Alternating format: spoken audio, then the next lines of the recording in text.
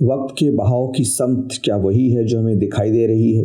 تعصبات اور خواہشات وہ حجاب ہیں جو منظر اور آنکھ کے درمیان حائل ہو جاتے ہیں۔ جو آنکھوں کے سامنے ہے اسے ہم دیکھنا نہیں چاہتے، پھر خواہشیں ہیں جو سراب بن جاتی ہیں اور نگاہیں تمناؤں کا بحر بے کراں بہتا دیکھتی ہیں۔ حقیقت ان دونوں کے پیچھے گم ہو جاتی ہے۔ اس سمجھنے میں بعض اوقات تو عمر نکل جاتی ہے کہ خواہش کو واقعہ بنانے کے لیے پہلے حقیقت پسند ہونا پڑتا ہے، تعصب کے پردے چاک کرنا پڑتا ہے۔ نوجوانوں سے میں کبھی پر امید نہیں تھا، مستثنیات اپنی جگہ، مگر استثناء کو استقراء سے عموم نہیں بنایا جا سکتا۔ جوانی اچانک نمودار ہونے والی شے نہیں ہے، یہ بچپن اور لڑکپن ہے جو اسے غذا دیتے ہیں، اپنی گود میں کھلاتے اور ایک تناور درخت بنا دیتے ہیں۔ گھر، درسگاہ، محلہ، سماج، ریاست، کتنے ادارے ہیں جن کے اثرات جمع ہوتے ہیں تو ایک نوجوان تیار ہوتا ہے۔ نوجوان ان سب کے ہنر کا مشترکہ شاہکار ہے۔ ان اداروں کی کارکردگی ہمارے سامنے ہے، یہ اپنی ناکامی پر خود گواہ ہیں۔ بے صبری کا حاصل امید کا استعارہ کیسے ہو سکتا ہے؟ چند دن پہلے یونیورسٹی میں طلباء و طالبات سے مکالمہ ہوا تو ایک بار پھر اس خیال کی تصدیق ہوئی۔ ایک صاحب نے کہا، فلسطین میں مسلمان مر رہے ہیں، ہم نے یہ ایٹم بم آخر کس دن کے لیے بنایا تھا؟ اگر یہ آج نہ چلا تو پھر کب چلے گا؟ حال تالیوں سے گونج اٹھا۔ ایک صاحب نے جب جمہوریت کے تن پر موجود بچی کھچی چولی بھی اتارنے کی کوشش کی تو شرکاء کا جوش و خروش دیدنی تھا، جیسے ہر کوئی اس کار خیر میں اپنا حصہ ڈالنے کے لیے بے چین ہے۔ جہاں سے شعور کے چشمے پھوٹنا تھے وہاں جذبات کے سمندر موجزن تھے۔ نوجوانوں کے حلقے میں اٹھتے بیٹھنے والے ملتے ہیں تو خوشربا داستانیں سناتے ہیں، نہ زندگی، نہ محبت، نہ معرفت، نہ نگاہ۔ اس ویرانے میں امید کا گلاب کیسے کھل سکتا ہے؟ آنے والے کئی برس اس قوم کی تقدیر اسی نسل نے لکھنی ہے۔ قلم اب اس کے ہاتھ میں ہے۔ میں بتا سکتا ہوں کہ دیوار فردہ پر کیا لکھا ہے۔ جو آج نہیں پڑھ سکتے کل پڑھ لیں گے۔ میں جو کچھ پڑھ رہا ہوں وہ دہرا نہیں سکتا، صرف اپنی تشویش کا اظہار کر سکتا ہوں۔ کیا اس کا مطلب یہ ہے کہ خود کو اور قوم کو حالات کی رحم و کرم پر چھوڑ دیا جائے؟ یہ مشورہ تو ظاہر ہے کہ نہیں دیا جا سکتا۔ وقت کے اس بہاؤ کے سامنے بند باندھنے کی مقدور بھر کوشش ضرور کرنی چاہیے۔ اصل ہدف مگر وہ نسل ہونی چاہیے جو اب بچپن سے لڑکپن میں قدم رکھ رہی ہے۔ ساری توانائیاں اب اس کی شخصیت سازی پر صرف کر دینی چاہیے۔ اگر ہم یہ کر پائے تو 10-15 برس بعد یہ ممکن ہے کہ ہم ایک نئی پاکستان کی امید کو زندہ کر سکیں۔ شخصیت دو عناصر سے بنتی ہے، علم اور اخلاق۔ علم سے ذہنی افق روشن ہوتے ہیں اور اخلاق سے رویوں کی اصلاح ہوتی ہے۔ علم سے انفس و آفاق کے حقائق بے نقاب ہوتے ہیں اور اخلاق سے سماج کی تعمیر ہوتی ہے۔ وہ سماج جس میں امن ہو، ایک دوسرے کا احترام ہو، لوگ خیرخواہی کی رسی سے بندھے ہوں اور انسانی صلاحیتوں کی نشو و نما کے مواقع فراواں ہوں۔ مذہب خیر کی قوت بن کر نمودار ہو اور سائنس کی کوکھ سے انسان دوست ایجادات جنم لیں۔ مذہب و سائنس ہم متصادم نہ ہوں بلکہ ہم قدم چلتے ہوئے انسان کی اخلاقی پاکیزگی اور ذہنی بالغی کا سبب بنے۔ جذبات اور عقل ہم آہنگ ہو، جذبات مہمیز بنے اور عقل چراغ راہ۔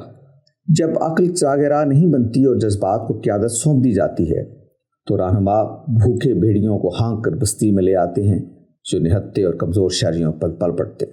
پھر یہ رہنما دنیا سے عرضگزار ہوتے ہیں کہ ہمیں ان بھیڑیوں سے بچاؤ۔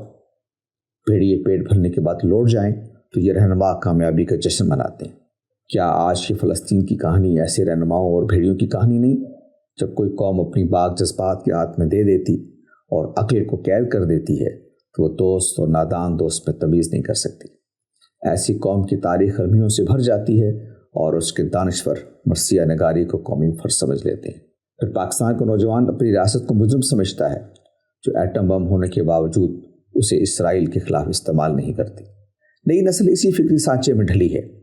اسے بتایا گیا ہے کہ ریاست کا بندوبست ایک سادہ عمل ہے، اسلام کا نفاذ چند قوانین کے اعلان سے ہو جاتا ہے، سود کو بیک جنبش قلب ختم کیا جا سکتا ہے، کوئی نیک سیرت حکمران آ جائے تو کرپشن کا خاتمہ دنوں کا معاملہ ہے۔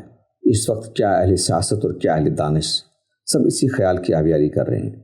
دانشور انقلاب کی دستک سن اور سنا رہے ہیں، کوئی یہ بتانے کے لیے تیار نہیں کہ انقلاب انسانی تاریخ کا ایک پڑاؤ تھا جو 20ویں صدی میں آیا تھا۔ انسانیت کا قافلہ اس سے کہیں آگے نکل چکا۔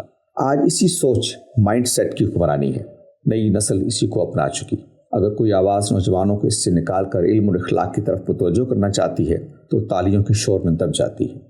ان تالیوں کی گونج روز افزوں ہے، اس لیے میرا کہنا ہے کہ اس نسل کو تو کچھ سنانا مشکل ہے۔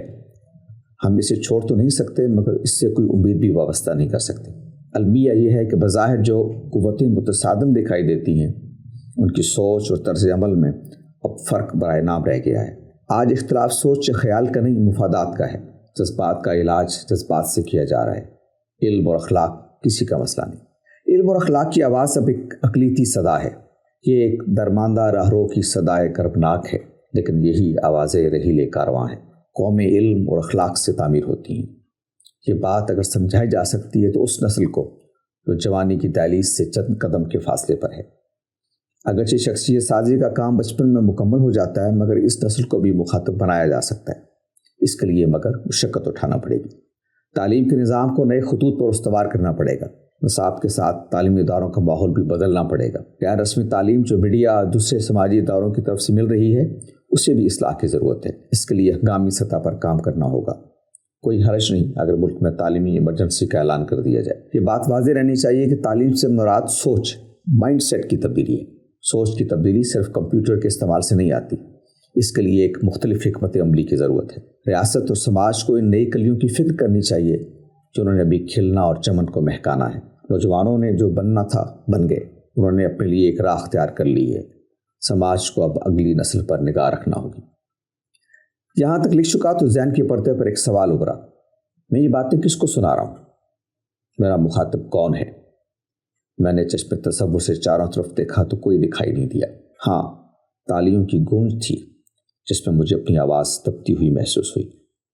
تو کیا یہ خود کلامی تھی یا پھر ایک معذرت جسے کل کسی بڑی عدالت میں ایک عذر کے طور پر پیش کیا جا سکے؟